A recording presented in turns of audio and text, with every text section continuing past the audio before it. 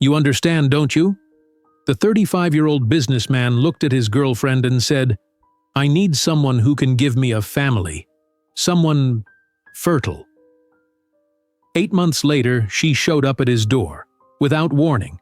4 baby strollers lined up in front of her. "Want to meet your children?" she asked, with a smile he had never seen before. What he didn't know was that that moment at the door would destroy everything he had built with the right woman, and force him to face the fatherhood he had sworn she could never give him. But before we dive into the full story, let me know where you're watching from and what time it is. Now subscribe to the channel and let's get started. "I need someone fertile, Jasmine. Someone who can actually give me children," Marcus said coldly, his words hitting Jasmine like a slap across her face. Jasmine Williams clutched her mug of chamomile tea, the warmth that had been comforting her after a 12-hour hospital shift now doing nothing to thaw the ice spreading through her body. She looked up at Marcus Johnson, her boyfriend of 3 years, who stood before her still dressed in his expensive business suit, his face showing no emotion. "What are you talking about?" she whispered, her voice barely audible in their spacious Lincoln Park apartment. The Chicago skyline twinkled through their floor-to-ceiling windows, a view they had once celebrated with champagne when they first moved in together. Marcus loosened his blue silk tie, the one she had given him for his 35th birthday last month. "I've been thinking about this for a while. I can't waste any more time. I want children, Jasmine. You've always known that." Jasmine set down her mug on the glass coffee table. She was still wearing her pink loungewear, her hair pulled back in a messy bun after her long shift at Northwestern Memorial Hospital. She had been looking forward to a quiet evening with Marcus, not this ambush. "But the doctor only said it might be challenging to get pregnant. Not impossible," she said, her voice stronger now. "I have polycystic ovary syndrome, not infertility. Millions of women with PCOS have babies every year." Marcus walked to the window, looking out at the city he had conquered as one of Chicago's top investment bankers. His corner office at Willis Tower gave him a view of the entire city, but it wasn't enough. He had a plan for his life. Career success by 30, luxury apartment by 32, marriage by 36, and children by 38. Jasmine's diagnosis had thrown a wrench in his perfectly planned life. The doctor said, "challenging." "In business terms, that means high risk, low probability of success," Marcus replied without turning around. "I don't have time for challenging, Jasmine. I'm 35 years old." Jasmine stood up, her exhaustion forgotten. "We've been together for 3 years, Marcus. We talked about building a life together. There are fertility treatments we can try. I've already started some. And what if they don't work?" Marcus turned to face her. "We'd waste years trying, and then what?" "I'd be 40 with no children." Jasmine felt tears forming but refused to let them fall. "There's adoption. There's surrogacy. There are so many ways to have a family if that's what you really want." "I want my own biological children," Marcus stated firmly, "with my DNA. A continuation of my family line. My parents expect grandchildren." Jasmine walked closer to him, placing her hand on his arm. "Marcus, please, let's talk to more doctors. Get second opinions. We can figure this out together." Marcus stepped back, breaking their contact. "I've made up my mind, Jasmine. I'm leaving." The words hung in the air between them. Jasmine felt her knees weaken. "Leaving? Just like that? After everything we've been through?" Her voice cracked as the realization hit her. Marcus walked to the hallway where 3 suitcases were already packed and waiting. Jasmine hadn't even noticed them when she came home. "You already packed," she said flatly. "You made this decision without even talking to me first." "I needed to be efficient," Marcus replied. "I found a new place to stay." A cold realization washed over Jasmine. "There's someone else, isn't there?" Marcus paused, his hand on the largest suitcase. "Her name is Rebecca. She's 30. She works in marketing." "How long?" Jasmine demanded. 2 months, he admitted. Since your diagnosis." Jasmine laughed bitterly. 2 months? So while I was researching fertility treatments and tracking my cycles, you were already looking for my replacement? Marcus straightened his shoulders. Rebecca wants the same things I do. She's healthy. She's ready for children now. You mean she's fertile? Jasmine spat the word back at him. Yes, Marcus said simply. She is. Jasmine felt rage replace her shock. Get out, she hissed. Get your suitcases and get out of my sight. This apartment is in my name, Marcus reminded her. You'll need to find your own place. Of course. Everything is always about ownership with you, isn't it? Jasmine grabbed her phone. I'll call Andrea. I'll stay with my sister. Marcus nodded, satisfied with her practicality even in this moment. That's sensible. You have 30 days to remove your things. Jasmine stared at him in disbelief. The man she had loved for 3 years now looked like a stranger to her. 3 years together, and you're giving me 30 days to move out? Like I'm a tenant?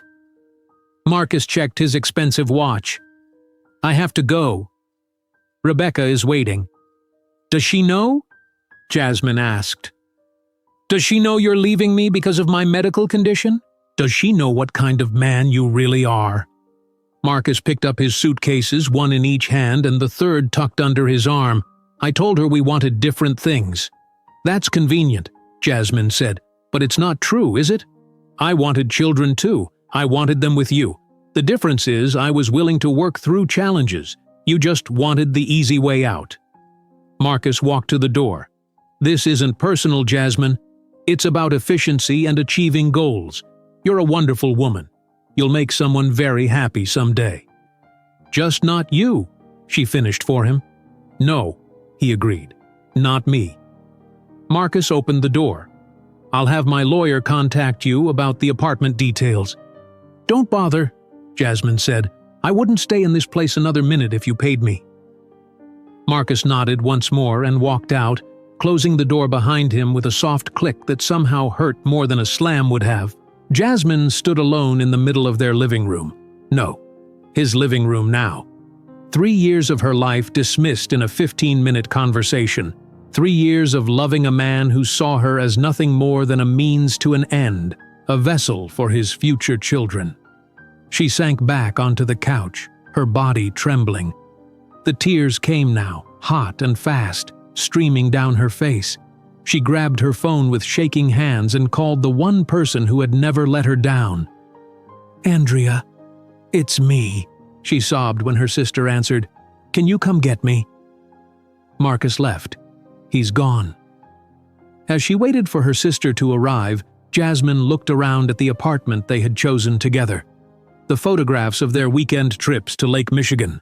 The dinner party place settings they had picked out for entertaining friends. All the trappings of what she had thought was a perfect relationship. Her tea had grown cold, just like Marcus's heart. She dumped it in the sink and began gathering essentials for the night. Tomorrow she would think about the future, about where to go and what to do. Tonight she just needed to survive the pain of his betrayal. What Jasmine didn't know, what she couldn't know, was that the fertility treatments she had already started would soon change both their lives in ways neither of them could have imagined. Jasmine stared at the door that had just closed, her tears finally spilling over. The empty space where Marcus had stood moments before felt like a physical wound. She grabbed her phone and called her sister. Andrea? It's me. She choked through her sobs. Marcus left me. Can you come get me? 20 minutes later, Andrea's car pulled up outside the Lincoln Park apartment building. She found Jasmine sitting on the floor surrounded by hastily packed bags, her eyes red and swollen. Oh, Jazz, Andrea said, wrapping her arms around her younger sister. What happened? Jasmine looked up, her voice hollow. He said he needs someone fertile, someone who can give him children. The words still burned as she spoke them. Andrea's face hardened. He left you because of your PCOS? That's not just cruel, it's stupid. PCOS doesn't mean you can't have children. That's what I told him, Jasmine whispered. He didn't care. He's already seeing someone else. Her name is Rebecca. Andrea helped Jasmine to her feet. Pack whatever else you need. You're coming home with me. My house has plenty of room. Thank you, Jasmine said, wiping her eyes. I don't know what I'd do without you. That's what sisters are for, Andrea replied, picking up 2 of Jasmine's bags. Let's get you out of here. Across town, Marcus was pulling his suitcases from the trunk of his black Mercedes.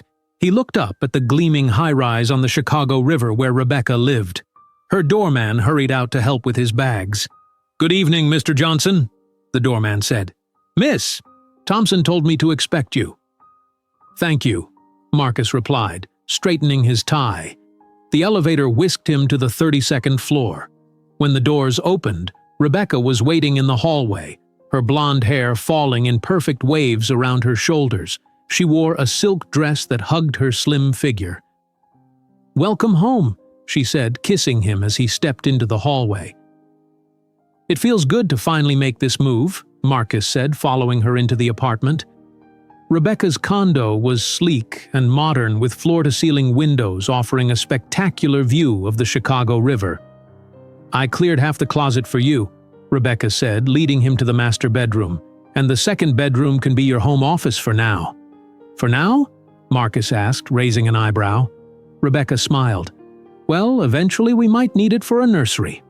I've always wanted at least 3 children. Marcus put his arms around her. That's exactly what I want too. Is everything finished with Jasmine? Rebecca asked, her voice hesitant. Completely, Marcus assured her. She understands it's over. She'll move out of the apartment within 30 days. Poor thing, Rebecca said, though her tone lacked genuine sympathy. It must be hard knowing she couldn't give you what you need. Marcus nodded. It's better this way. She'll move on. 3 days later, Jasmine forced herself to return to work at Northwestern Memorial Hospital. The pediatric unit was busy, which she welcomed as a distraction. Her colleague Tara noticed her red eyes during their morning coffee break. Jasmine, are you okay? You look like you haven't slept. Jasmine stirred her coffee slowly. Marcus left me. 3 years together, and he walked out because of my PCOS diagnosis. Tara's mouth fell open. He what? That's horrible. He's already living with someone else, Jasmine continued, a woman named Rebecca. He was seeing her for 2 months while I was researching fertility treatments. I'm so sorry, Tara said, squeezing Jasmine's hand. What a jerk. Jasmine attempted a smile. I'm staying with my sister Andrea for now. She's been amazing. If you need anything, time off, someone to talk to, someone to key his car, just let me know, Tara offered. Thank you, Jasmine said, genuinely touched. Right now, I just need to keep working. These kids need me. That evening, as Jasmine helped Andrea prepare dinner in her spacious Oak Park home, her phone chimed with a notification. She glanced down and froze. It was a social media alert showing Marcus had posted a new photo, with Rebecca at a Chicago Bulls game, both smiling widely at the camera. The caption read, "New beginnings with this amazing woman." Andrea saw Jasmine's face and grabbed the phone. "That insensitive jerk!" she exclaimed. "He's posting about her already." Jasmine took back her phone with trembling hands and deleted the app. "I can't look at this. I can't watch him build a new life while mine is in pieces." "You don't need to see that," Andrea agreed. "Block him everywhere." The next day, Jasmine deleted all her social media accounts. She couldn't bear to see Marcus flaunting his new relationship. Meanwhile, Marcus was introducing Rebecca to his colleagues at a business dinner. They sat at a table at Gibson's Steakhouse, everyone dressed in expensive suits and dresses. "Everyone, this is Rebecca Thompson," Marcus announced proudly. "She's the marketing director at Atlas Worldwide." Rebecca smiled, clearly comfortable in this setting. "It's lovely to meet you all." Marcus speaks so highly of his team. Marcus's boss, David, raised his glass. "To new beginnings." Everyone clinked glasses as Marcus squeezed Rebecca's hand under the table. Later that night, lying in Rebecca's bed, Marcus checked his phone to see if his social media post had gotten any reactions from mutual friends he shared with Jasmine. "What are you looking at?" Rebecca asked, peering over his shoulder. "Nothing important," Marcus replied. "Just checking some notifications." Rebecca sat up. "Are you checking to see if Jasmine saw your post?" Marcus put his phone down. "Of course not. That's over." "Is it?" Rebecca asked. "Because you seem very interested in her reaction." "I'm just curious how friends are responding," Marcus insisted. Rebecca wasn't convinced. "Marcus, I need to know that you're fully committed to us. I'm not interested in being a rebound." "You're not a rebound," Marcus assured her. "You're my future. Jasmine and I wanted different things. You and I want the same life. Success, marriage, children." Rebecca softened. "Speaking of children, I've been looking at houses in the suburbs. We should start thinking about where we want to raise our family." "Already?" Marcus asked, surprised. "It's never too early to plan," Rebecca replied. "I want to be pregnant within a year of getting married." The thought made Marcus smile. This was exactly what he wanted. A clear timeline, no obstacles. 2 weeks after moving into Andrea's house, Jasmine was sitting in the garden, watching the sunset. Andrea brought out 2 glasses of lemonade. "How are you feeling today?" Andrea asked, joining her sister on the patio swing. "A little better," Jasmine admitted. "Work helps. The kids at the hospital don't care about my broken heart. They just want someone to read them stories and check their temperature." Andrea smiled. "You've always been strongest when helping others." "I called the fertility clinic today," Jasmine said quietly. Andrea looked surprised. "Really?" Jasmine nodded. "I started treatments before Marcus left. The doctor suggested I continue to preserve my options for the future. Just because Marcus doesn't want a family with me doesn't mean I might not want children someday." "That's my brave sister," Andrea said. "Planning for the future even when the present is hard." "The doctor said my chances are about 30%, Jasmine continued. "Not great, but not impossible either. Those are better odds than the lottery, and people win that every day," Andrea pointed out. Jasmine smiled for what felt like the first time in weeks. "You're right. And anyway, it's about taking control of my own life again. My fertility doesn't depend on Marcus." 2 months passed. Marcus selected an engagement ring for Rebecca, planning a dramatic proposal during a helicopter tour of Chicago. Meanwhile, Jasmine continued her treatments, expecting nothing. Then one morning, Jasmine sat frozen in Andrea's bathroom, staring at a plastic stick in her hand. The 2 pink lines were unmistakable. She took 3 more tests from the box, watching in disbelief as each one showed the same result. With shaking hands, Jasmine called the fertility clinic. "I need to schedule an appointment," she told the receptionist. "I think I'm pregnant." Jasmine sat in the waiting room of Rush University Medical Center, her hands trembling as she filled out paperwork. 3 days had passed since those positive pregnancy tests, and she still couldn't believe it. Andrea sat beside her, a steady presence in the storm of emotions. "The doctor will see you soon," the receptionist said with a smile. Andrea squeezed her sister's hand. "Are you okay?" "I don't know," Jasmine admitted. "I never expected this to happen. The doctor said my chances were only 30%. "Well, 30% isn't 0, Andrea said. "And now here we are." Dr. Sarah Chen, a petite woman with kind eyes, called Jasmine's name 15 minutes later. Andrea followed them into the examination room. "So you took 4 home pregnancy tests and they were all positive?" Dr. Chen asked, reviewing Jasmine's chart. "Yes," Jasmine confirmed. "I've been feeling tired lately, but I thought it was just stress from everything that's happened." "Doctor," Chen nodded sympathetically. "Let's do a blood test to confirm and then an ultrasound to see how far along you are." The blood test confirmed what Jasmine already knew. She was pregnant. Dr. Chen prepared the ultrasound machine while Jasmine lay back on the examination table, her heart racing. "This will be cold," Dr. Chen warned as she applied gel to Jasmine's stomach. As the wand moved across her abdomen, Jasmine watched Dr. Chen's face. The doctor's eyes widened, and she moved the wand again, more slowly. "Is something wrong?" Jasmine asked, panic rising in her chest. Dr. Chen adjusted the screen so Jasmine and Andrea could see it. "Nothing's wrong, but I am seeing something unusual." She pointed to the screen. "Here's one embryo, and here's another, and here's a third, and a fourth." The room fell silent. "4?" Jasmine whispered finally. "Did you say 4 babies?" Dr. Chen nodded. "Yes, you're carrying quadruplets." Andrea gasped. "Oh my God!" Jasmine couldn't speak. She stared at the screen, at the 4 tiny blobs that Dr. Chen identified as her babies. "This explains why your hormone levels were so high," Dr. Chen continued.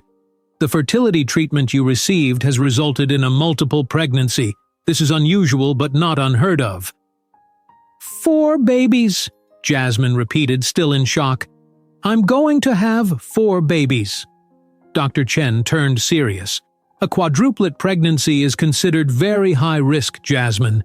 There are increased chances of complications for both you and the babies. We need to discuss your options." "Options?" Jasmine asked.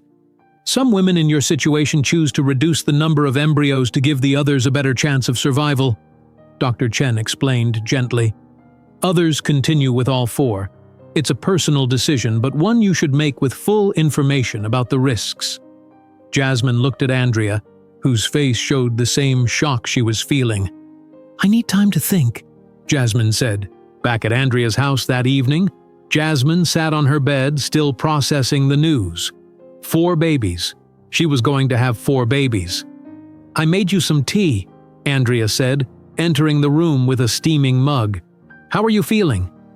"Overwhelmed," Jasmine admitted. 4 babies, Andrea. How am I supposed to raise 4 babies by myself?" "You're not by yourself," Andrea said firmly. "You have me. And Mom." Jasmine looked up. "I need to call Mom." She dialed her mother's number in Detroit. Eleanor Williams answered on the 3rd ring. "Jasmine!" "I was just thinking about you, sweetheart. How are you holding up?" Jasmine took a deep breath. "Mom, I'm pregnant." There was a pause on the line. "Pregnant? From Marcus?" "Yes.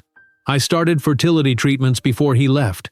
They worked better than anyone expected. I'm having quadruplets." The silence lasted even longer this time. "4 babies? Did you say 4 babies?" "Yes, Mom. 4.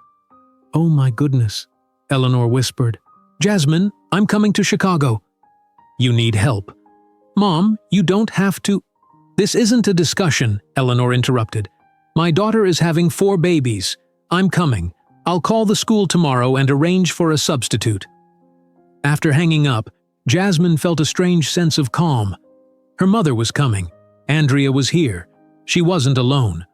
The next week was filled with doctor appointments. Dr. Chen connected Jasmine with specialists in multiple births. At each appointment, doctors explained the risks: higher chance of premature birth, low birth weight, development complications, and health risks for Jasmine herself.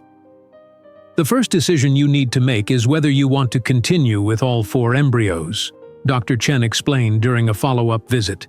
Jasmine had spent days researching, reading stories from other mothers of multiples, and thinking about her options. "I want to continue with all 4, she said firmly. "They're all my babies." Dr. Chen nodded. "Then we'll provide the best care possible for all 5 of you. You'll need to see me every 2 weeks, and later in the pregnancy you'll come in weekly." That night, Jasmine sat in the spare bedroom of Andrea's house. Her sister stood in the doorway watching as Jasmine measured the space. "This could be the nursery," Jasmine said.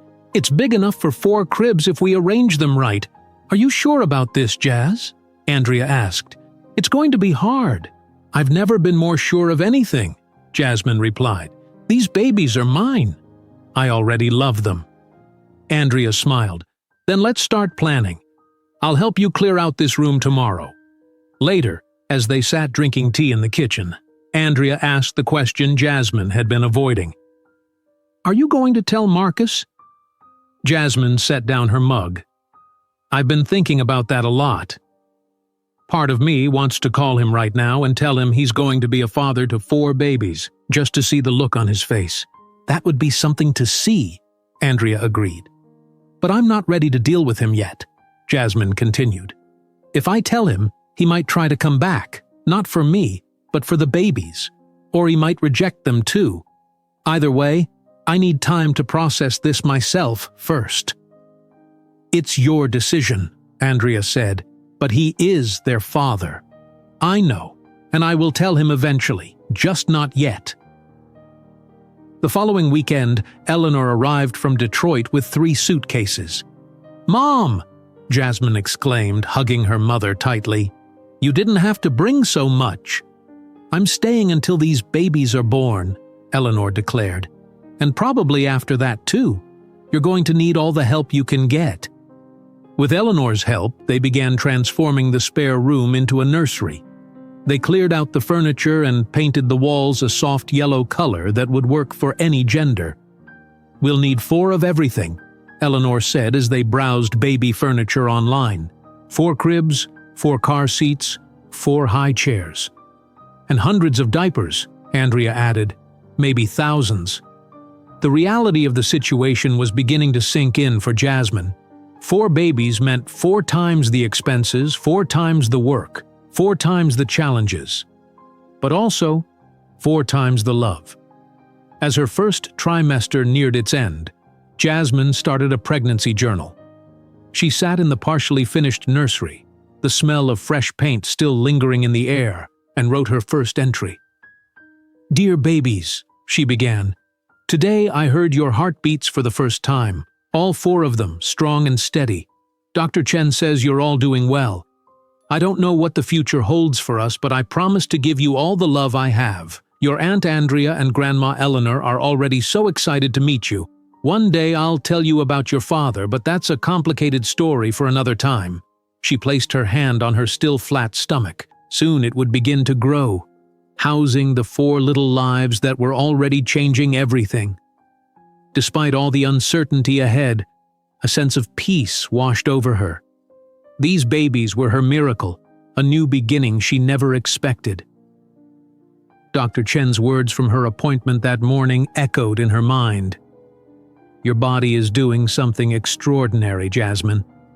The next few months won't be easy, but you're not going through this alone."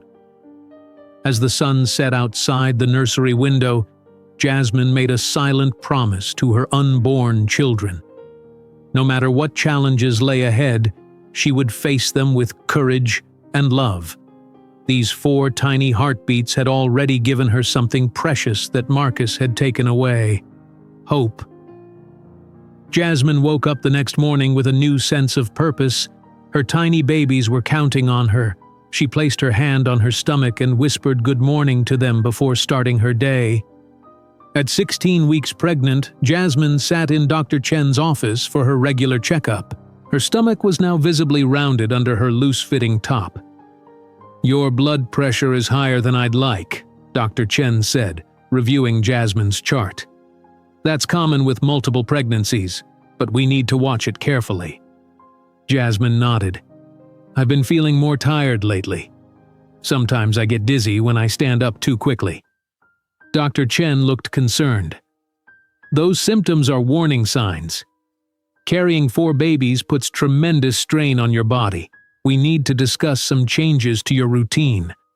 "What kind of changes?" Jasmine asked. "First, I think you should reduce your hours at the hospital. Standing for 12-hour shifts isn't good for you or the babies right now."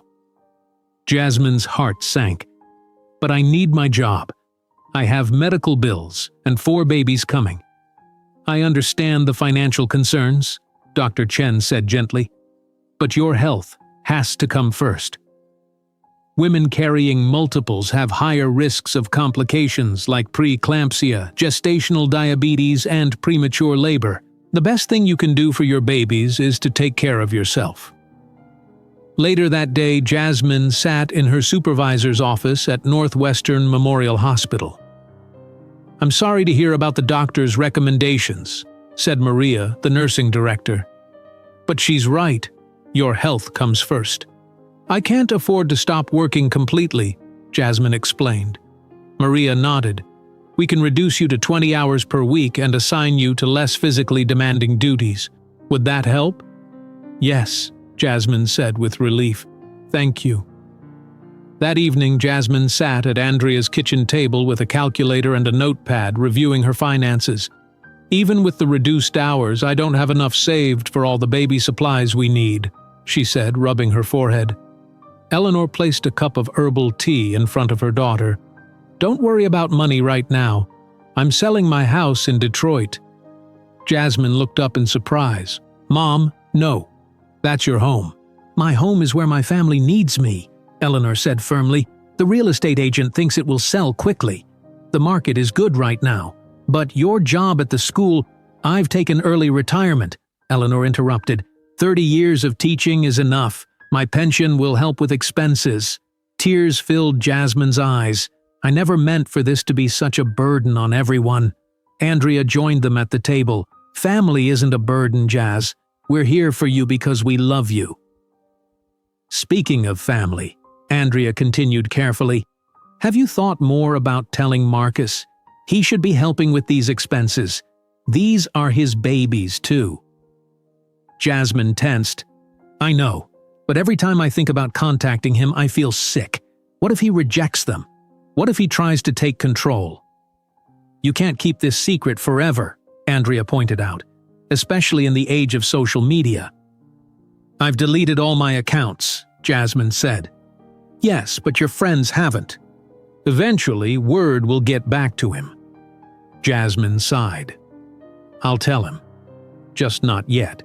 I need to be stronger first." While Jasmine was adjusting to her new reality, Marcus and Rebecca had become one of Chicago's most visible couples.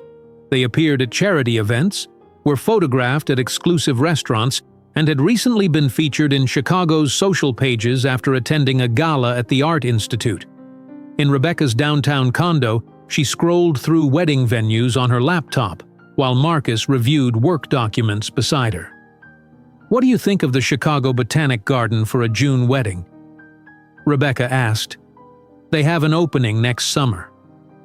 Marcus looked at the screen. "It's beautiful.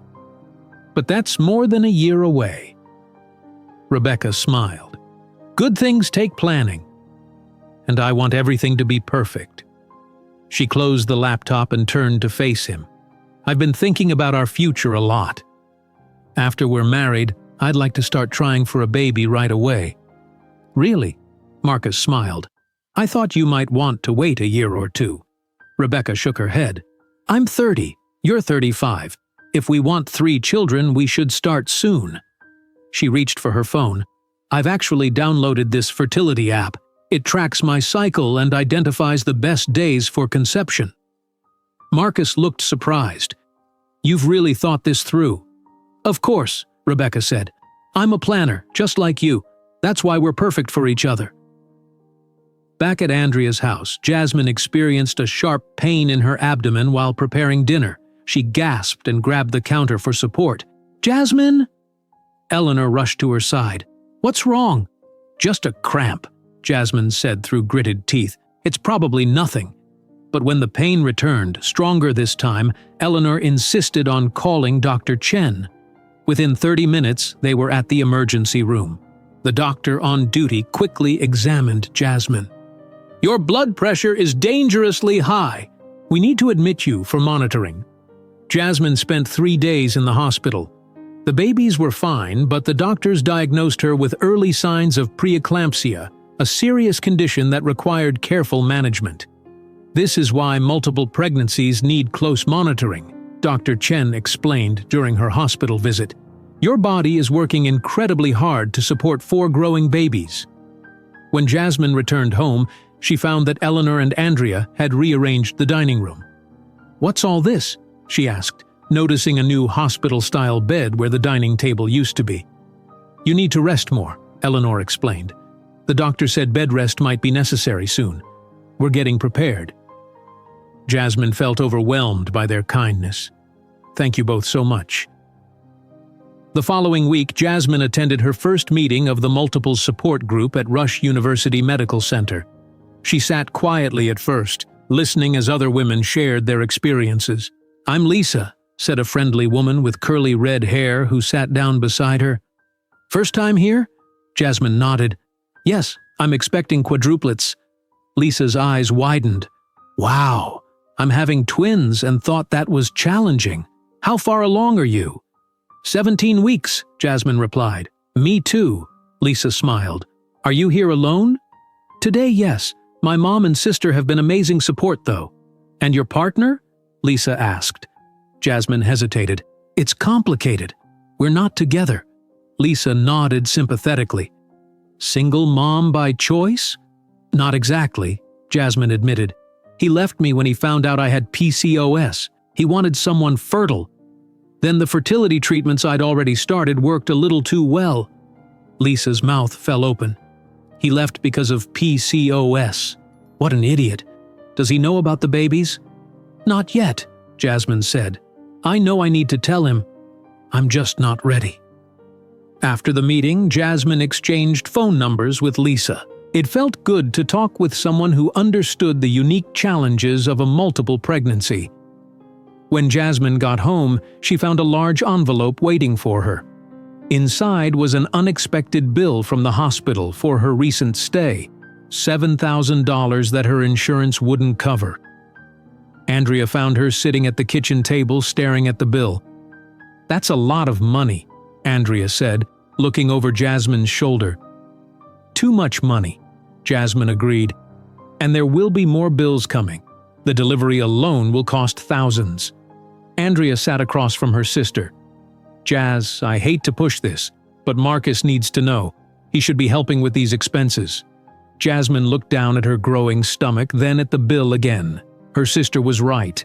Marcus had financial responsibilities to these children, regardless of their personal history. "I'll tell him," she said finally, "after the babies are born and healthy. I need to focus on keeping them safe right now. Once they're here, I'll have the strength to deal with Marcus." Andrea nodded, understanding her sister's need to protect herself during this vulnerable time. That night, Jasmine sat in the nursery, surrounded by the 4 cribs they had assembled. She wrote in her pregnancy journal, her words reflecting her growing determination. "Dear babies," she wrote, "today I felt all of you moving inside me. The doctor says you're all healthy and growing well. I promise to keep you safe for as long as I can. Your father doesn't know about you yet. Someday he will. But for now, we have each other. Plus Grandma and Aunt Andrea. That's enough." As Jasmine closed her journal, she didn't know that across town, Marcus was finalizing plans that would change everything. A helicopter proposal designed to cement his future with Rebecca. Marcus stood in the jeweler's private viewing room on Michigan Avenue, examining 3 diamond rings displayed on black velvet. "This one is 3 carats, excellent clarity," the jeweler explained, pointing to the largest ring. "It makes quite a statement." Marcus picked it up, imagining it on Rebecca's finger as he proposed during their helicopter tour of Chicago. "I'll take it," he said confidently. "And the photographer is confirmed for Saturday?" "Yes, sir. Everything is arranged as you requested." While Marcus planned his perfect proposal, Jasmine struggled to climb the stairs to Dr. Chen's office for her 20-week appointment. Her stomach had grown dramatically, making movement increasingly difficult. Eleanor held her arm for support. "Almost there," Eleanor encouraged. "Just a few more steps." In the examination room, Dr. Chen frowned as she checked Jasmine's blood pressure. "This isn't good," she said. "Your blood pressure is dangerously high again, and there's protein in your urine." She looked directly at Jasmine. "These are signs of preeclampsia." "What does that mean?" Jasmine asked. "It means I'm putting you on complete bed rest," Dr. Chen said firmly. "Starting today. No work, no stairs, No housework. You need to be lying down or reclining most of the day." Jasmine's face fell. "For how long?" "For the remainder of your pregnancy," Dr. Chen answered. "I know it's difficult news, but this is necessary to protect you and your babies." The next day, Jasmine sat tearfully in her supervisor's office at Northwestern Memorial Hospital. "I need to take medical leave," she explained, handing over the paperwork. "Dr. Chen says I can't work at all until after the babies are born." Maria, her supervisor, read through the documents. "Of course. Your health comes first." "I'm worried about money," Jasmine admitted. "The hospital bills are already piling up." Maria reached across the desk and squeezed Jasmine's hand. "Let us help you. The nursing staff cares about you." That weekend, while Jasmine settled into her new bed rest routine, Marcus led Rebecca to a waiting helicopter at Chicago Executive Airport. She wore a red dress and looked confused when she saw the photographer. "What's going on?" she asked. "Just a surprise," Marcus replied with a smile. "The photographer is going to capture our tour." As the helicopter lifted into the clear blue sky, Rebecca gazed in wonder at the Chicago skyline. Marcus signaled to the pilot, who circled toward Lake Michigan just as the sun began to set. "It's beautiful," Rebecca breathed, looking out the window. Marcus reached into his pocket and pulled out a small velvet box. When Rebecca turned back to him, he was holding the 3-carat diamond ring. "Rebecca Thompson," he said, his voice amplified through the headset. "Will you marry me?" Rebecca's hands flew to her mouth as the photographer captured her reaction. "Yes!" she exclaimed. "Yes, of course!" Marcus slipped the ring onto her finger as the helicopter circled over the glittering city. Meanwhile, Andrea and Eleanor had transformed the dining room into a comfortable space for Jasmine's bed rest. They moved in a hospital-style bed, a small refrigerator, a television, and a bookshelf within easy reach. "We want you to be comfortable," Andrea explained. "Mom and I will handle everything else." Jasmine looked around the room, tears in her eyes. "Thank you. I don't know what I'd do without you both." Eleanor adjusted Jasmine's pillows. "Family takes care of family.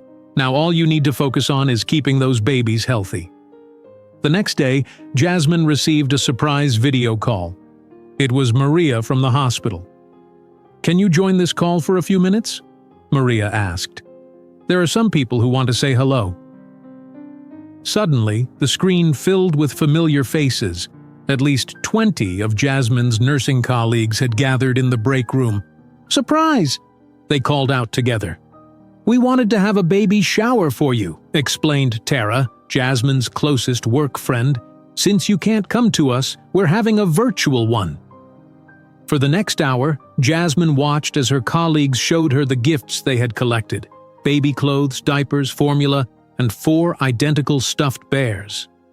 "There's one more thing," Maria said. "We took up a collection." She held up a check. "It's not enough to cover all your medical expenses, but we hope it helps." Jasmine gasped when she saw the amount: $5,000. "I don't know what to say," she whispered, wiping away tears. "You don't need to say anything," Tara replied. "Just take care of yourself and those babies. We miss you."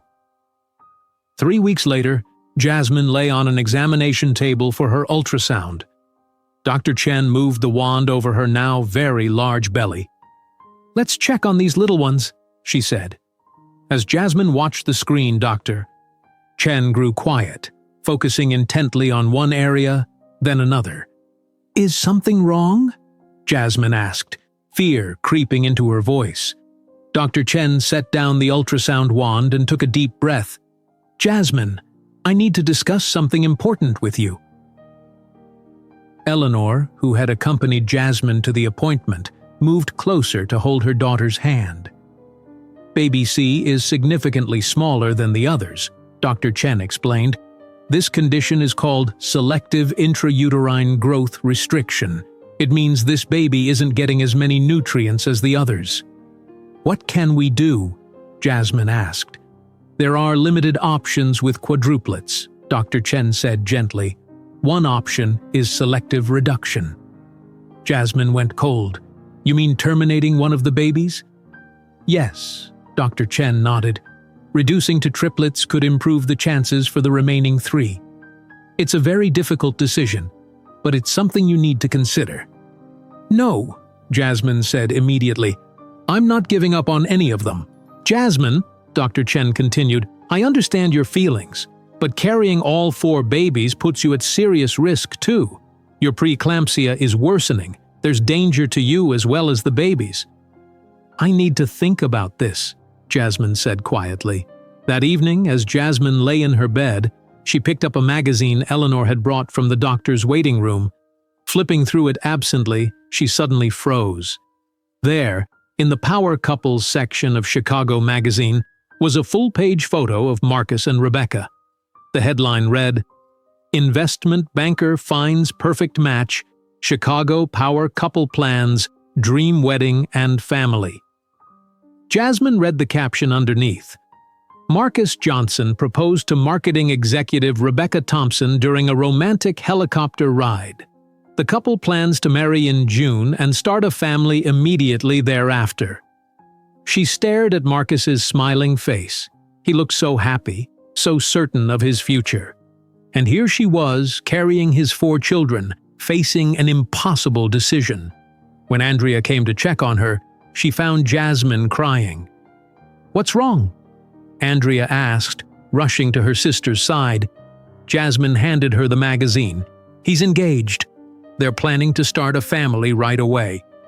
Andrea scanned the article. Oh, Jazz, I'm so sorry. Dr. Chen wants me to consider selective reduction, Jasmine said suddenly. Baby C is smaller than the others. It might not survive. Andrea sat on the edge of the bed. What do you want to do? I want all my babies, Jasmine said firmly. Every single one. I can't choose between them.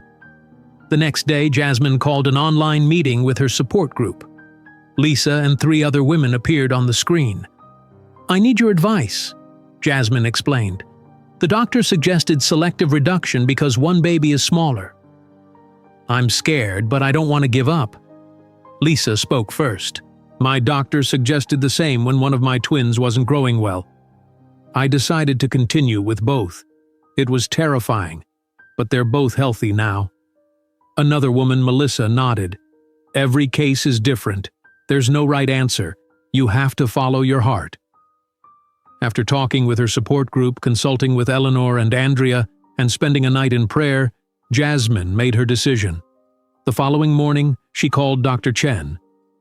I've decided to continue with all 4 babies, she said. I understand the risks, but I need to give each of them a chance. Dr. Chen's voice was gentle. I respect your decision. We'll increase your monitoring and do everything possible to support all 5 of you. That night, Jasmine added a new entry to her pregnancy journal. Dear babies, she wrote, today I fought for all of you. Your father is planning a new life that doesn't include us, but that's okay. We have each other. And I promise I will always fight to keep our family together, all of us. She placed her hand on her rounded belly and felt a strong kick from within. Despite the fear and uncertainty, Jasmine smiled. These were her children, and nothing. Not Marcus's abandonment, not medical complications, not financial worries, would stop her from bringing them safely into the world. Jasmine smiled as another kick came from inside her belly. That one had to be baby A, already the strongest of the 4, according to Dr. Chen. Each day, her connection to the babies grew stronger, as did her determination to prepare for their arrival despite being confined to bed. I felt another strong kick, Jasmine told Eleanor, who was arranging fresh flowers on the bedside table. Right here. She pointed to the upper left side of her stomach. Eleanor placed her hand gently where Jasmine indicated. Oh, I felt it too. That's a strong baby.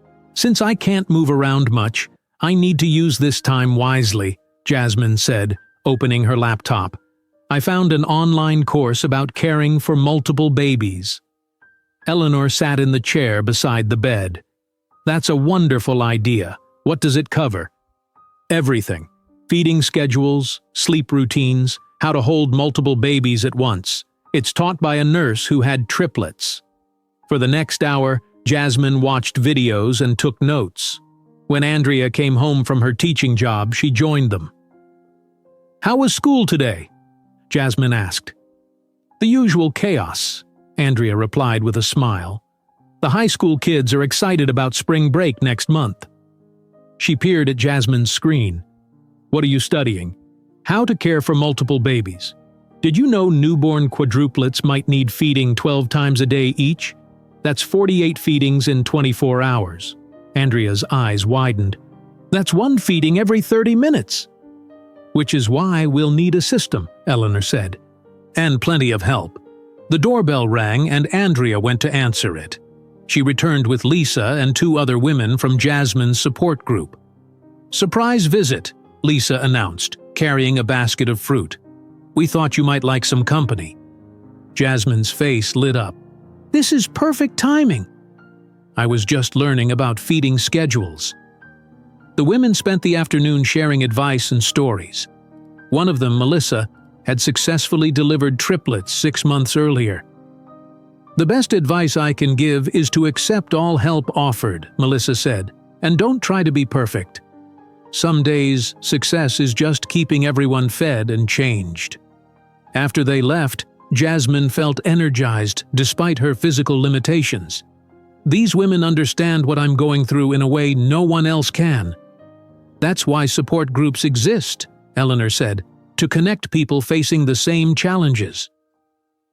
The next morning, Eleanor received a call from her real estate agent in Detroit. "Really? That's wonderful news," Eleanor said into the phone. "Yes, I'll review the offer right away."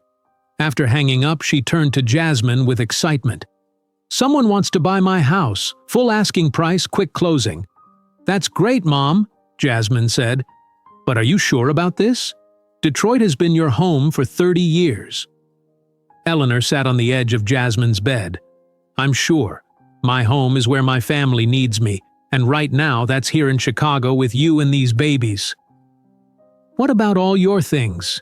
Jasmine asked. "Most of it can be donated. I'll keep the important pieces, the family photos, your father's books. The rest is just stuff." Jasmine reached for her mother's hand. "Thank you. I don't know how I'd do this without you." "You'll never have to find out," Eleanor promised. Across town, Rebecca and Marcus sat in the office of a wedding planner in downtown Chicago. "June 12th would be perfect," Rebecca said, looking at the calendar. "That gives us 8 months to plan." The wedding planner, a stylish woman named Gabrielle, made notes. "June is a popular month. We should secure your venue immediately." "Cost isn't an issue," Marcus added. "We want the best." After the meeting, as they walked along Michigan Avenue, Rebecca casually mentioned, "I have an appointment next week that I should add to our shared calendar." "What kind of appointment?" Marcus asked. Rebecca hesitated. "It's with Dr. Hartman. She's a fertility specialist." Marcus stopped walking. "A fertility specialist? Isn't that premature? We're not even married yet." "It's just a consultation," Rebecca explained, "to make sure everything's optimal before we start trying. I want to be prepared." "Is this because of what happened with Jasmine?" Marcus asked, his tone defensive. "Do you think I'm only interested in having children?" "No, of course not," Rebecca assured him. "But we both want children right away after the wedding. I'm just being proactive." She showed him her phone. "Look, I've been tracking my cycle with this app. If we time our honeymoon right, we could conceive during our first month of marriage." Marcus stared at the app with its calendar of fertile days highlighted in pink. "You're really serious about this?" "Of course I am," Rebecca said. "Aren't you?" Back at Andrea's house, Jasmine was experiencing a different kind of planning session. A lawyer named Sarah Coleman had come for a home visit to discuss legal matters. "Thank you for coming here," Jasmine said. "Bed rest makes office visits impossible." "Happy to help," Sarah replied, setting up her laptop on a portable table across Jasmine's bed. "Your sister mentioned you want to prepare several important documents." "Yes," Jasmine confirmed. A will, guardianship papers, and possibly something about child support. Sarah nodded. Let's start with the will and guardianship. Who do you want to name as guardian for the children if something happens to you? My sister Andrea, Jasmine said without hesitation, with my mother Eleanor as the secondary guardian. As they worked through the documents, Jasmine tried to keep her voice steady. Thinking about not being there for her children was terrifying, but she needed to be practical.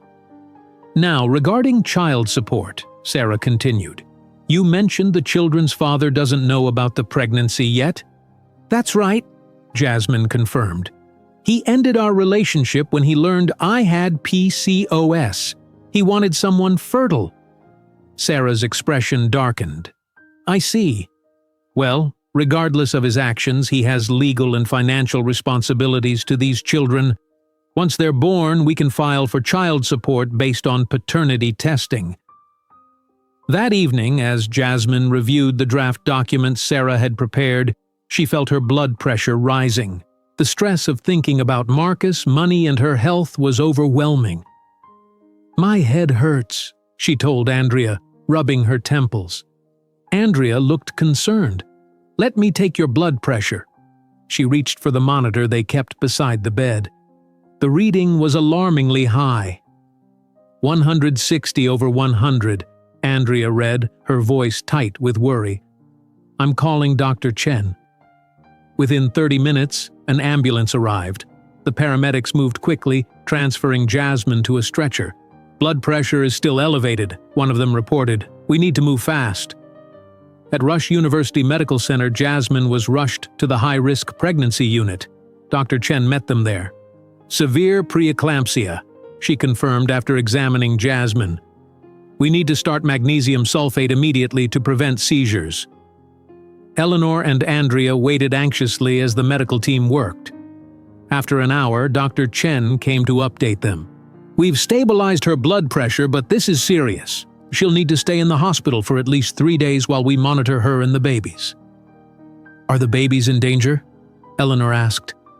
Not immediately, Dr. Chen replied. But preeclampsia can progress quickly. At 24 weeks, the babies would face serious challenges if born now. Our goal is to keep Jasmine pregnant for as long as safely possible. 3 days later, Jasmine returned home with strict instructions and additional medications. As she settled back into her bed, she looked more seriously at the legal documents waiting for her signature. I need to finish these, she told Andrea. Just in case. Andrea sat beside her. Nothing is going to happen to you. We don't know that, Jasmine said quietly. I need to make sure the babies are protected no matter what. She signed the will and guardianship papers, making Andrea the legal guardian of all 4 babies if anything happened to her. There's one more thing, Jasmine said.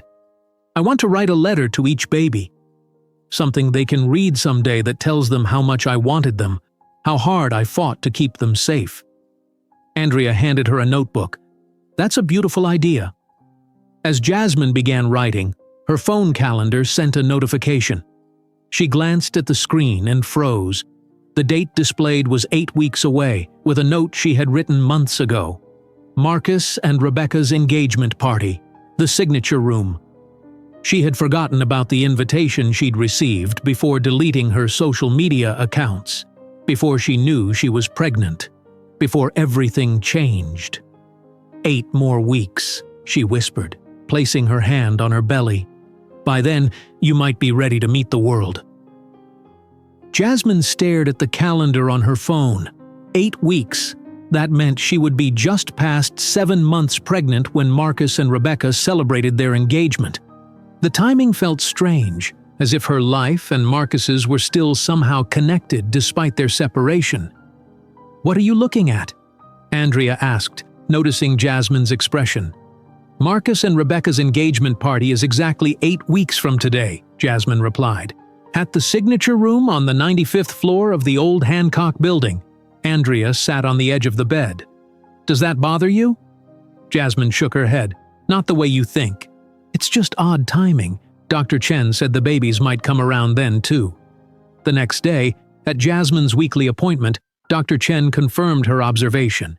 "You're entering your 7th month," Dr. Chen said as she examined Jasmine. "With quadruplets, we typically schedule delivery between 32 and 34 weeks to balance lung development with the risks of keeping them in longer." "Is that safe?" Eleanor asked from her seat nearby. "It's the safest option," Dr. Chen explained. "The longer the pregnancy continues, the more Jasmine's body is strained. And with her preeclampsia, we have to be very careful." "So when would the C-section be?" Jasmine asked. Dr. Chen checked her calendar. "If everything remains stable, we'll schedule it for the beginning of your 8th month. That's about 7 weeks from now." Jasmine looked at Eleanor. "That's right around the time of the engagement party." Back at home, Andrea had been busy transforming the downstairs guest room into a recovery space for Jasmine after she returned from the hospital. "I moved the hospital bed in here," Andrea explained when Jasmine returned from her appointment. "This way you won't have to climb stairs after your C-section." Jasmine looked around the newly arranged room. "You've thought of everything." "Not just me," Andrea replied. "Mom has been cooking non-stop. The freezer is packed with meals we can heat up after the babies arrive." Eleanor appeared in the doorway. "I've made lasagna, chicken soup, and 3 different casseroles so far. I'm stocking a second freezer in the garage, too." "You two are amazing," Jasmine said, her eyes filling with tears. "I don't know what I'd do without you." That afternoon, Jasmine worked on her birth plan while still confined to bed. Lisa from her support group had shared a template specifically designed for multiple births. "I need to decide who will be in the operating room with me," Jasmine told Eleanor. "Only one person is allowed." "Whoever you want, dear," Eleanor said. "Andrea or me, we're both happy to be there." Jasmine thought for a moment. "I'd like you there, Mom." "Andrea can be the first to greet the babies after they're born." As Jasmine wrote this down, she also added other preferences: immediate skin-to-skin contact if possible, saving the umbilical cords for banking, and a strong desire to breastfeed all 4 babies, despite the challenges. The next day, a delivery arrived from Lisa and the other support group members, 4 identical baby memory books, each in a different color. "These are beautiful," Jasmine said as she opened the package. "Blue for baby A, green for baby B, yellow for baby C, and pink for baby D." "What lovely gifts," Eleanor remarked. "Your friends are so thoughtful." Jasmine traced her finger over the covers. "I should start packing my hospital bag. And I need 4 coming-home outfits for the babies."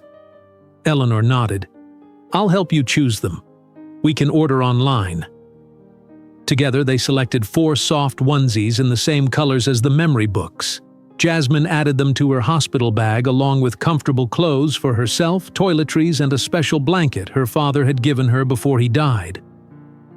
Meanwhile, across town, Marcus and Rebecca were at a stationery shop on Michigan Avenue, finalizing the invitations for their engagement party. "What do you think of this design?" "This?" Rebecca asked, showing Marcus an elegant card with silver embossing. "It's perfect," Marcus agreed. "Very sophisticated." The shop owner waited as they discussed the guest list. "We need 80 invitations," Rebecca decided, "and please rush the order. The party is in 7 weeks." As they left the shop, Rebecca linked her arm through Marcus's. "The engagement party will be amazing. I've reserved the entire east side of the signature room. The view of Lake Michigan at sunset is spectacular." "It sounds perfect," Marcus said. "And I've been thinking," Rebecca continued, "after the engagement party, we should start trying for a baby right away." Marcus stopped walking. "Before the wedding? I thought we agreed to wait until after." Rebecca shook her head. "I don't want to wait. My fertility doctor says everything looks good, but at 30 I shouldn't delay." "You've already seen a fertility doctor?" Marcus asked, surprised. "Of course," Rebecca replied. "I wanted to make sure there wouldn't be any issues." She hesitated. "Not like with Jasmine." Marcus frowned. "That's different." Jasmine has PCOS. And I don't, Rebecca said firmly. I'm perfectly healthy and fertile. The doctor confirmed it. I've already started taking prenatal vitamins. Back at Andrea's house, Jasmine was experiencing another spike in blood pressure. Eleanor took the reading twice to be sure. 158/98, she reported. Not as high as last time, but still concerning. I'll call Dr. Chen, Andrea said, reaching for her phone. After speaking with the doctor, Andrea returned to Jasmine's room. She wants you to come in tomorrow for monitoring, not the emergency room this time, just the outpatient clinic. The next day, Jasmine spent 6 hours at Rush University Medical Center while nurses monitored her blood pressure and the baby's heartbeats. All 4 heartbeats remain strong, the nurse assured her. But your blood pressure is still higher than we'd like. Dr. Chen came in later with news. I want to move up your C-section date. 32 weeks instead of 34. That's 6 weeks from now. Is that safe for the babies? Jasmine asked anxiously. At 32 weeks, they'll need time in the NICU, but their chances are excellent, Dr. Chen explained. The bigger concern right now is your health. The longer we wait, the greater the risk to you. That evening, Jasmine sat propped up in bed thinking about Dr. Chen's words. She took out a notebook and began writing. Dear Marcus, she began, by the time you read this, you will be a father to 4 children. I know this will come as a shock. She paused, crossing out the lines. This wasn't right. Starting over, she wrote, Dear Marcus, I am writing to inform you that I am pregnant with quadruplets. They are your children. Again, she stopped. The formal tone felt wrong too. After several more attempts, Jasmine set the notebook aside. Finding the right words was harder than she expected. Having trouble? Andrea asked, entering with a cup of herbal tea. I'm trying to write a letter to Marcus about the babies, Jasmine explained. Something I can give him after they're born. But everything I write sounds wrong. Maybe because a letter isn't the right approach, Andrea suggested. This is something that should be done in person. Jasmine sighed. You're right. But I'm scared, Andrea. What if he rejects them? What if he tries to take them away from me? He won't get custody over you, Andrea said firmly. No judge would separate newborn quadruplets from their mother, especially one who's done everything to protect them. But he could make things difficult, Jasmine worried. He has money for expensive lawyers. I don't. Let's focus on one thing at a time, Andrea advised. First, you need to have these babies safely. Then we'll deal with Marcus. The following week, Lisa came to visit with her twin boys, now 4 months old. They're getting so big, Jasmine marveled as she held one of the babies. It happens fast, Lisa agreed. One day they're in the NICU, the next they're trying to roll over. Jasmine looked down at her enormous belly. I'm trying to imagine 4 of them. It's hard to picture. You'll manage, Lisa assured her. One day at a time. That's the only way. Before leaving, Lisa helped Jasmine finish packing her hospital bag. You never know when you might need it, she said. My water broke 3 weeks early. No warning at all. That night, as Jasmine tried to find a comfortable position to sleep, she felt a strange tightening across her abdomen. It wasn't painful, just unusual. When it happened again 20 minutes later, she called for Eleanor. I think I'm having Braxton Hicks contractions, she explained. Eleanor timed the next one. They're irregular, so probably not real labor. But let's call Dr. Chen to be sure. After speaking with the doctor, Eleanor reassured Jasmine. She says it's normal at this stage, especially with multiples. But if they become regular or painful, we need to go to the hospital immediately. The next morning, Jasmine felt better. She spent the day reviewing the online courses she'd taken about caring for multiples and making notes for Andrea and Eleanor. 4 babies mean 24 diapers a day, she calculated. And if they eat every 3 hours, that's 32 feedings in 24 hours between them.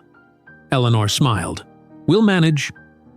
Between the 3 of us, plus your support group friends who've offered to help, we'll figure it out.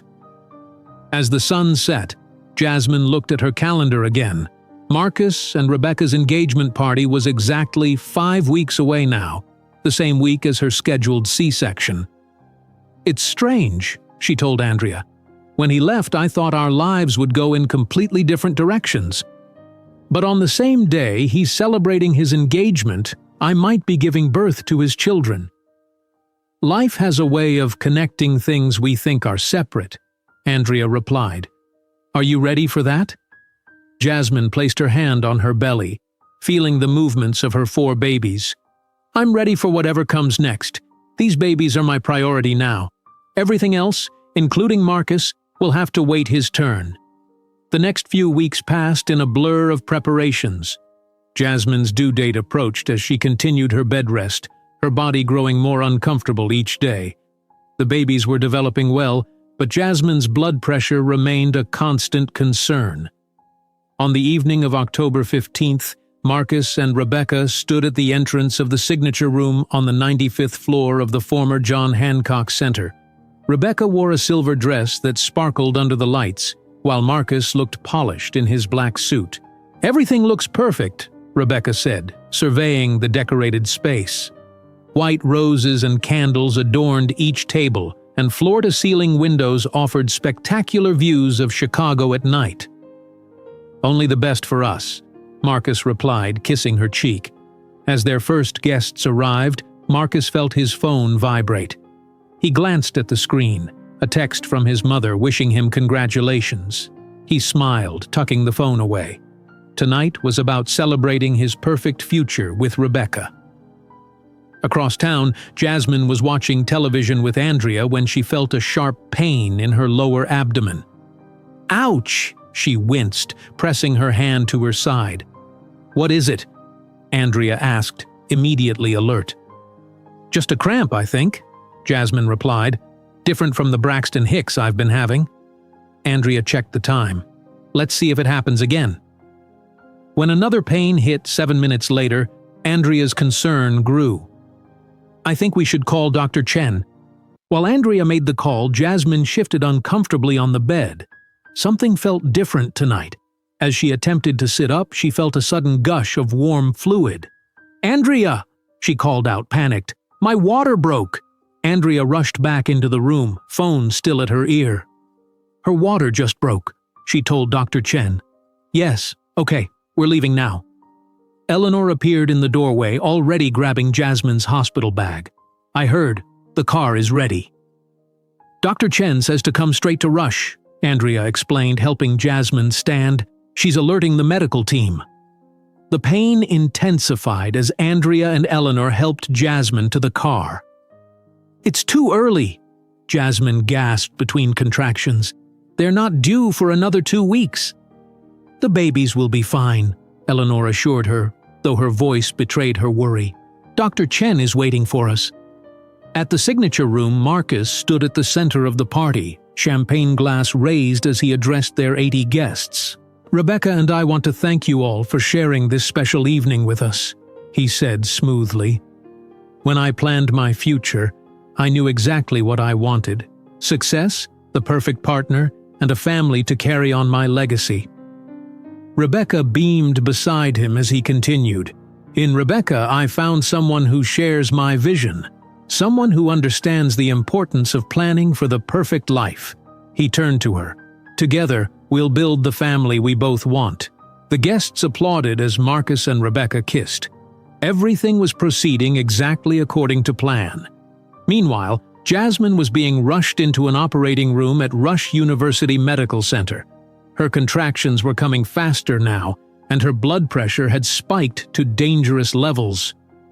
"We need to perform an emergency C-section," Dr. Chen explained as nurses prepared Jasmine. "Your blood pressure is too high and baby C is showing signs of distress." "Is it safe?" Jasmine asked, terrified. "They're early."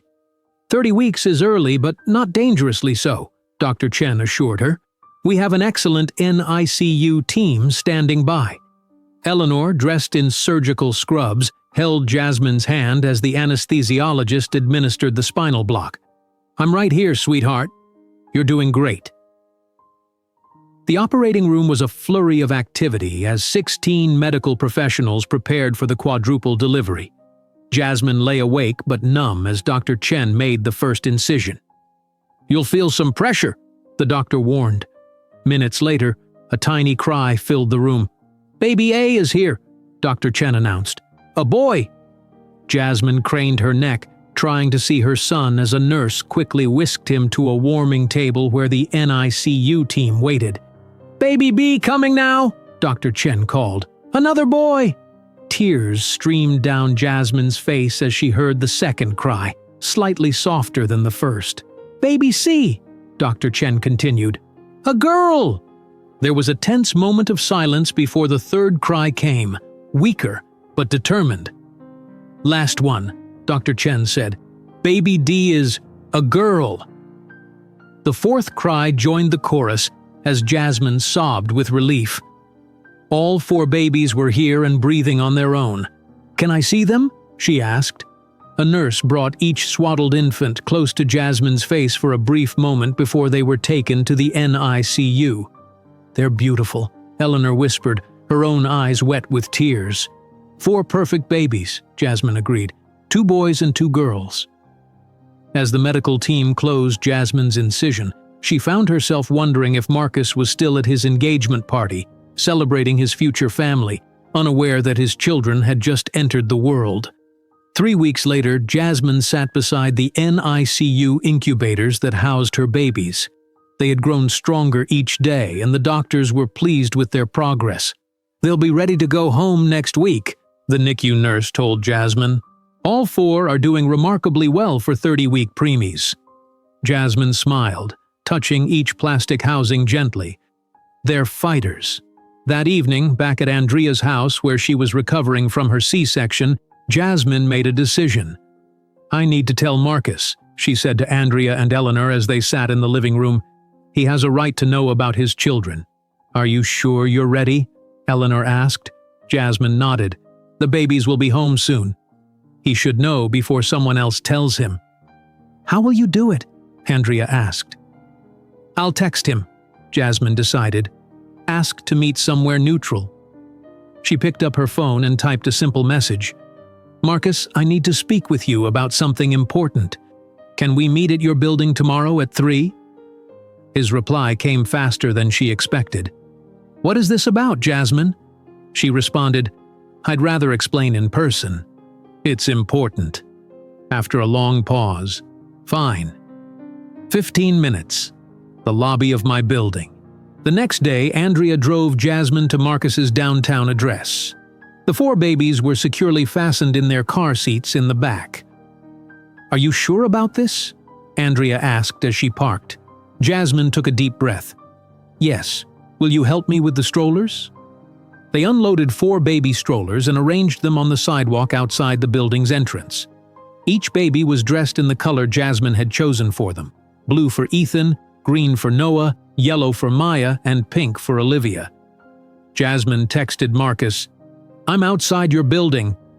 A minute later, Marcus emerged from the glass doors, his expression changing from irritation to shock as he saw the line of strollers. Rebecca appeared behind him, curious about what was happening. "Jasmine?" Marcus said, his voice barely audible. "What is this?" "Meet your children, Marcus," Jasmine said calmly. "Olivia, Ethan, Maya, and Noah Johnson." Marcus stared at the 4 tiny faces, his mouth opening and closing without words. Rebecca pushed past him, her eyes wide with disbelief. "Your children?" she demanded. "What is she talking about, Marcus?" "I never said I couldn't have children," Jasmine explained, looking directly at Rebecca. "I have PCOS, which made it more difficult, not impossible. I had already started fertility treatments before Marcus left me. The doctor gave me a 30% chance of conceiving." She glanced at the babies. "I just happened to hit the fertility jackpot." Rebecca turned to Marcus, her face flushing with anger. "You told me she was infertile. That's why you left her." "I said she had fertility issues," Marcus stammered, still staring at the babies. "No," Jasmine corrected. "You said you needed someone fertile, someone who could give you children." She gestured to the strollers. "Well, here are your children, Marcus. 4 of them." Rebecca's shock turned to fury. "You lied to me. All this time, you made it sound like she couldn't have children at all." She looked at Jasmine. "Did he leave you specifically because of your PCOS?" Jasmine nodded. "The same day I got my diagnosis. He already had you lined up." Rebecca stepped back, her engagement ring catching the sunlight. "So when I told you I'd seen a fertility specialist to make sure I was healthy, that was all that mattered to you? Whether I could have babies?" "Rebecca, it wasn't like that," Marcus protested. "How old are they?" Rebecca asked Jasmine, ignoring Marcus. 3 weeks, Jasmine replied. "They were born the night of your engagement party." Rebecca's face softened as she looked at the babies. Then she turned to Marcus, her expression hardening again. She twisted the diamond ring off her finger and placed it in his hand. "I won't marry a man who abandons a woman because of a medical condition," she said coldly. "A man who lies about why he ended his previous relationship. I want you out of my condo by tonight." "Rebecca, please," Marcus began. But she was already walking away.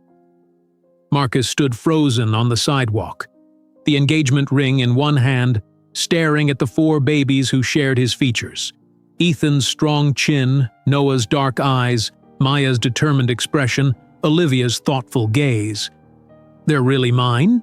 he asked finally. "Yes," Jasmine confirmed. "You can take a paternity test if you want, but yes, they're yours." Marcus looked up at her, his carefully constructed world crumbling around him. "What do you want from me?" "Nothing yet," Jasmine replied. "I just thought you should know you have 4 children. What you do with that information is up to you." As she and Andrea prepared to leave with the babies, Marcus called out, "Wait! Can I hold one of them?" Jasmine hesitated, then nodded. "This is Ethan," she said, carefully lifting the baby from his blue stroller. "He was born first." As Marcus awkwardly cradled his son, the tiny hand wrapped around his finger. In that moment, standing on a Chicago sidewalk with his perfect plans in ruins, Marcus Johnson faced the consequences of his choices and the unexpected legacy he had created. Marcus stared at the tiny baby in his arms. Ethan's small fingers wrapped around his index finger, creating a feeling in his chest that Marcus had never experienced before. "He has your eyes," Jasmine said softly. After a moment, Marcus carefully handed Ethan back to Jasmine. "I need time to process this," he said, his voice unsteady. "Can I call you tomorrow?" Jasmine nodded as she secured Ethan in his stroller. "The babies and I are staying at Andrea's house in Oak Park." As Jasmine and Andrea wheeled the 4 strollers away, Marcus stood alone on the sidewalk, still holding Rebecca's engagement ring. His perfect life had shattered in less than 15 minutes. That evening, Marcus checked into the Palmer House Hotel in downtown Chicago.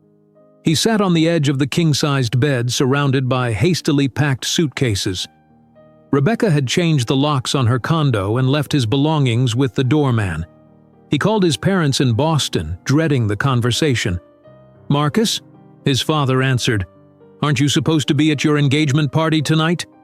"The party was 3 weeks ago," Marcus said, "and the engagement is over." "What happened?" His mother's voice joined in. They were on speakerphone. Marcus took a deep breath. "Jasmine is pregnant. Well, she had the babies already. 4 of them. Quadruplets." The silence on the other end lasted so long that Marcus checked to see if the call had disconnected. "4 babies?" His father finally said. "Are you certain they're yours?" "They look just like me," Marcus replied, "but I'll get a paternity test." "And Rebecca left you because of this?" his mother asked. "She left because I lied to her about why I ended things with Jasmine," Marcus admitted. "I told her it was because we wanted different things. I didn't mention Jasmine's PCOS or that I left specifically because I wanted someone who could give me children." His father sighed heavily. "So now what?" "I don't know," Marcus said honestly. "I have 4 children I didn't know existed until today. Rebecca is gone. and I'm living in a hotel." After hanging up, Marcus searched online for how to care for quadruplets and stayed up most of the night reading. The next morning, he drove to Oak Park and knocked on Andrea's door, his arms full of gifts. Eleanor opened the door, her expression guarded. "Hello, Marcus," she said coolly. "Jasmine is feeding the babies." "I brought these," Marcus said, holding up 4 identical teddy bears and a large bouquet of flowers. "Can I see her?" "Them?" Eleanor hesitated, then stepped aside. "Wait in the living room. I'll tell her you're here." Marcus sat awkwardly on Andrea's sofa, the gifts arranged beside him. A few minutes later, Jasmine appeared, looking tired but determined. She wore loose clothing and moved carefully, still recovering from her C-section. "Hello, Marcus," she said, not sitting down. "Jasmine," he began, standing up. "I want to apologize for everything. I was wrong to leave you because of your PCOS. I was wrong about so many things." "Yes, you were," Jasmine agreed simply. "But now I understand what's important," Marcus continued. "Family. Our family." He gestured to the gifts. "I want us to try again. You, me, and the babies. We could buy a house together. I have money. I can provide for all of you." Jasmine's expression didn't change. "No, Marcus. Please, just think about it," Marcus urged. "We could give the children a real family. 2 parents, together." "The answer is no," Jasmine said firmly. "You didn't leave me because we grew apart or had different values. You left because you thought I was defective. You traded me in for a newer model with better baby-making potential. Those were your exact words to your friend Derek." Marcus winced. "I was wrong. I see that now." "You only see it now because I proved I could have children after all," Jasmine pointed out. "If I hadn't gotten pregnant, you'd still be with Rebecca, planning your perfect family with her." Marcus had no response because she was right. "I won't be in a relationship with someone who only wants me because I proved my worth by having his children," Jasmine continued. "But I am willing to offer you something else." "What?" Marcus asked. "The chance to be a father to your children," Jasmine said. "Co-parenting, separate homes, separate lives, but working together for the good of Ethan, Noah, Maya, and Olivia." Marcus looked disappointed. "That's all?" "That's everything," Jasmine corrected him. "Those 4 babies are everything, and being their father is a privilege, not a right." "What would co-parenting involve?" Marcus asked after a moment. "First, you need to learn how to care for infants," Jasmine explained. "Take parenting classes, read books about multiples, show me you're serious about being in their lives." "I can do that," Marcus said quickly. "Second, you need to live nearby," Jasmine continued, "not in a hotel downtown. The babies can't travel back and forth easily, especially as newborns."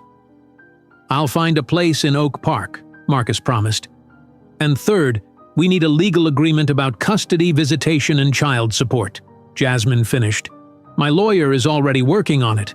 Marcus nodded slowly. "Can I see them? The babies?" Jasmine led Marcus to a large room that had been converted into a nursery. 4 cribs were arranged against the walls, and Eleanor was gently rocking one of the girls. "They just finished eating," Jasmine said quietly. "This is Maya in the yellow hat. Olivia is in the pink hat. The boys are sleeping, Ethan in blue, Noah in green." Marcus approached Maya cautiously. "She's so small." "They were all born early," Eleanor explained, her voice softer than before. "But they're strong." "Would you like to hold her?" Jasmine asked.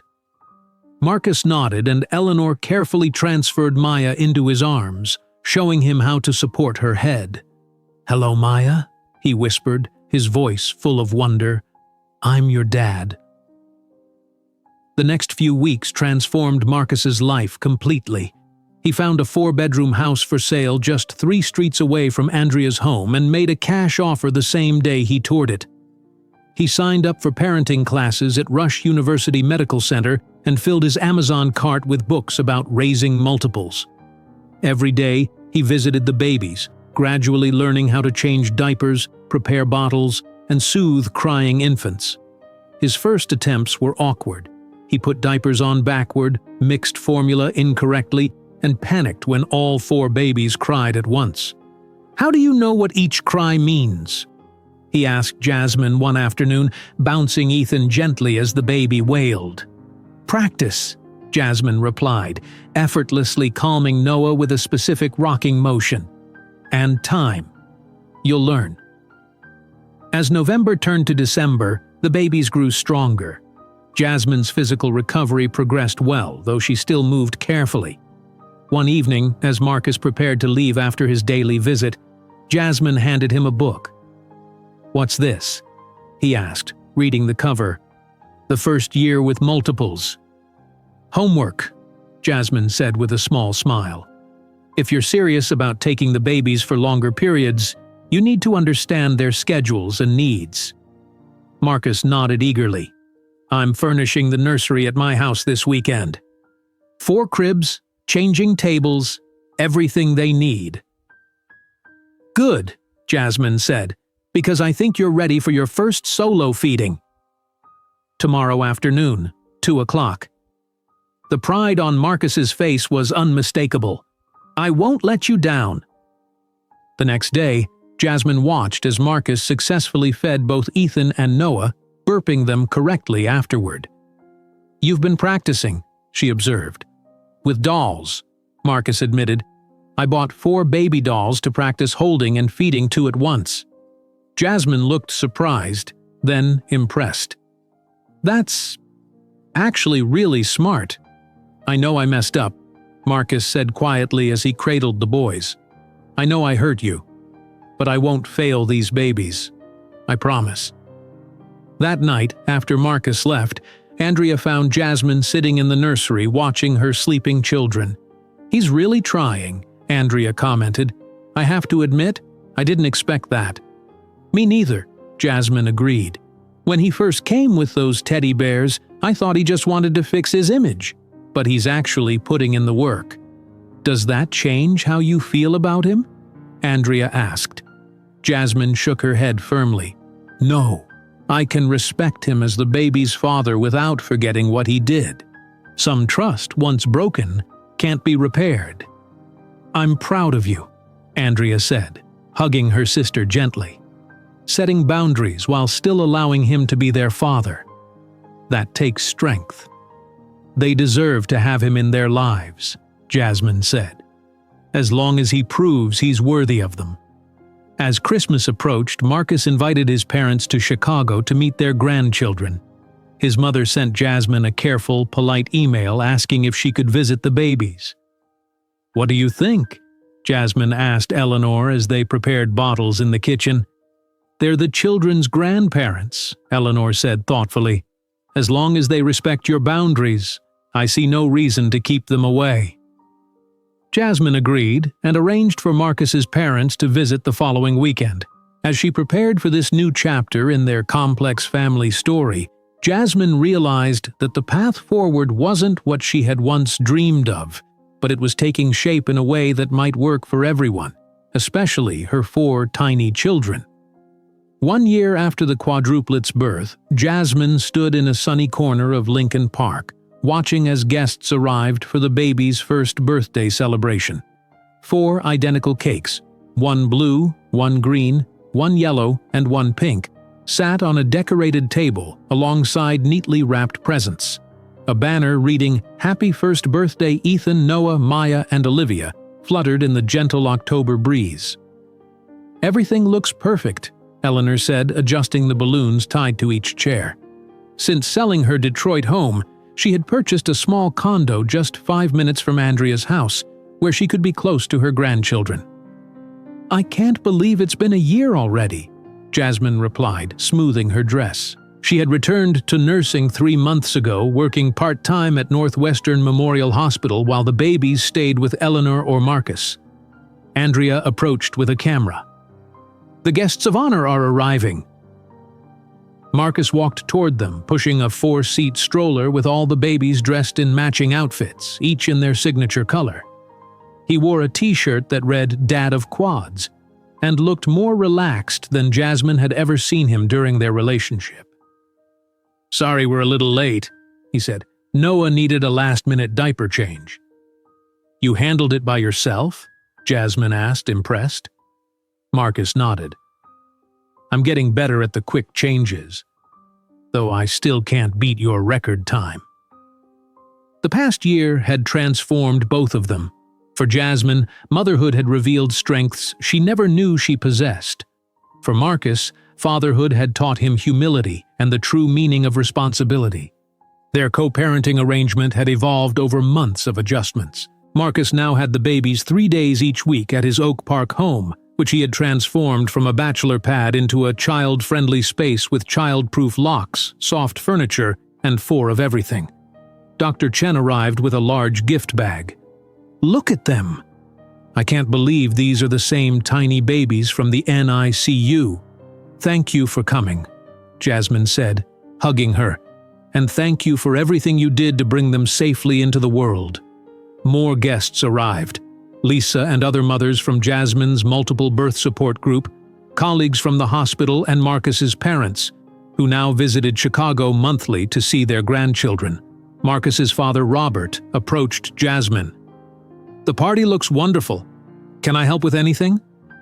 Their relationship had started awkwardly but had grown respectful over time. "Could you help set up the high chairs?" Jasmine asked. "It's almost time for cake." As the party continued, Jasmine found a quiet moment to watch the scene before her. Ethan was crawling rapidly across a blanket toward a toy, while Noah pulled himself up on a chair attempting to stand. Maya was babbling happily in Eleanor's arms, and Olivia was studying a leaf with intense concentration. Jasmine felt a presence beside her and turned to see Marcus. "Penny for your thoughts," he said. "I was just thinking about how much has changed in a year," Jasmine replied. "Sometimes I still can't believe we have 4 one-year-olds." Marcus nodded. "I never expected my life to turn out this way." He paused, but I wouldn't change it now. They stood in comfortable silence watching their children. The awkwardness that had marked their early co-parenting days had gradually given way to a respectful partnership focused on the baby's well-being. "I started a support group at the hospital," Jasmine said, "for mothers of multiples. We meet twice a month." "That's great," Marcus replied. "Your experience helps others." "It helps me too," Jasmine admitted, "connecting with other parents who understand the unique challenges." Marcus watched as Maya made her way toward them, crawling with determination. "I've been meaning to ask you something. My company is starting a new daycare program for employees' children. They want me to consult on the design since I have experience with multiples. Would you mind if I mentioned some of our strategies?" "Of course not," Jasmine said. "The more family-friendly workplaces, the better." Marcus picked up Maya as she reached them, lifting her high in the air as she giggled. "Who's my birthday girl?" Jasmine smiled at their interaction. A year ago, Marcus had barely known how to hold a baby. Now he could handle all 4 with confidence. "Remember when you used to practice with dolls?" Jasmine asked. Marcus laughed. "Those dolls didn't prepare me for the real thing. They never cried at 3 in the morning or had diaper blowouts." Their conversation was interrupted by Andrea announcing it was time for cake. Everyone gathered around as the 4 babies were secured in their high chairs. Jasmine and Marcus stood behind them, helping each child with their individual cake. "Ready?" Jasmine asked. 1, 2, 3. As everyone sang, "Happy Birthday," the babies reacted in their own ways. Ethan immediately plunged both hands into his blue cake, smearing frosting everywhere. Noah cautiously touched his green cake before tasting a tiny bit. Maya smashed her yellow cake with enthusiasm, while Olivia methodically picked apart her pink cake, examining each piece. "They're all so different," Marcus's mother commented, snapping photos. "They've always been," Jasmine agreed. "Even in the womb, they had distinct personalities." After cake and presents, as the party began to wind down, Marcus helped Jasmine clean up while Eleanor and Andrea entertained the babies. "I never thanked you properly," Marcus said suddenly. "For what?" Jasmine asked. "For giving me the chance to be their father," he replied. "You could have kept them from me after how I treated you. Many women would have." Jasmine shook her head. "They deserve to know their father. And you've proven yourself worthy of that title." Marcus was quiet for a moment. "I was so wrong, Jasmine. About everything." "How so?" she asked. "I thought family was something you could plan perfectly, like a business strategy," he explained. "But it's not about fertility or timing or having the perfect partner. It's about showing up every day, even when it's hard." Jasmine nodded, watching their children playing nearby. "The irony is that you left me to find someone who could give you a family. But you already had one. You just couldn't see it." Marcus accepted her words without argument. "I'm just grateful we found our way to this arrangement. The kids seem happy." "They are," Jasmine agreed. "They have 2 homes filled with love, grandparents who adore them, and an aunt who would do anything for them. That's what matters." As the sun began to set, guests departed with party favors and tired smiles. Jasmine's support group friends made plans to meet the following week. Dr. Chen promised to visit again soon. Marcus's parents hugged each grandchild goodbye before heading to their hotel. Finally, only the core family remained: Jasmine, Marcus, Eleanor, Andrea, and the 4 exhausted birthday children.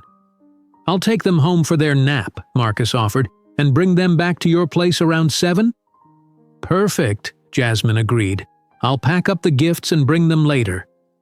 As Marcus secured each sleepy baby in his specially equipped minivan, Jasmine felt a wave of gratitude. Their family didn't look like what she had once imagined, but it worked. The children were thriving with their 2 households and extended family support system. Eleanor approached as Marcus drove away. "You 2 have come a long way," Jasmine smiled. "We've found our balance." "Are you happy?" Eleanor asked. Jasmine looked around at the remnants of the celebration: the crumbled cakes, the discarded wrapping paper, the photos they'd taken to preserve memories. 1 year ago she had been terrified of the future, unsure how she would manage 4 newborns as a single mother. Now she stood confident, surrounded by a support system she had built and strengthened. "Yes," Jasmine answered honestly, "not in the way I expected to be. But yes, I'm happy." Later that evening, after the babies had been bathed and put to bed in their cribs at Jasmine's house, she sat in the nursery watching their peaceful faces. Each one had brought something special into her life. Through them, she had discovered her own resilience. Marcus had been right about one thing: family was about showing up every day. But it wasn't just about biology or planning or perfect partners. Family was what they had created together: imperfect, unexpected, but filled with love. As Jasmine turned off the light, leaving only the soft glow of 4 identical nightlights, she knew that their journey had only just begun. 4 first steps, 4 first words, 4 first days of school lay ahead, and though the path had been different than she'd once imagined, it had led her exactly where she was meant to be. If you enjoyed today's video, I'm sure you'll love the next one. Don't waste time. Just click on the screen.